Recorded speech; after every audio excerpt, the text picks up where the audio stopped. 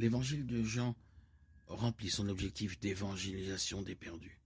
Pleinement Dieu et pleinement homme, Jésus s'est affirmé dans le verset 13 du chapitre 3 de Jean. C'est le verset biblique le plus connu et souvent utilisé dans les études bibliques d'évangélisation. Dans les rencontres enregistrées entre Jésus et Nicodème et la femme au puits, au chapitre 3-4, nous apprenons beaucoup du modèle d'évangélisation personnelle de Jésus. Ses paroles réconfortantes à ses disciples avant sa mort sont toujours d'un grand réconfort dans les moments de tristesse. La prière sacerdotale de Jésus pour les croyants au chapitre 17 est également une merveilleuse source d'encouragement pour les croyants. Les enseignements de Jean concernant la divinité du Christ sont utiles en apologétique et fournissent une révélation claire de qui est Jésus.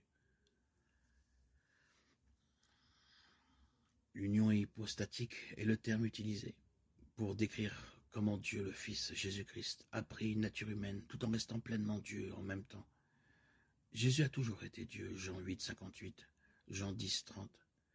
Mais lors de l'incarnation, Jésus est devenu un être humain, Jean 1, 14. L'ajout de la nature humaine à la nature divine est Jésus, le Dieu homme. C'est l'union hypostatique, Jésus-Christ.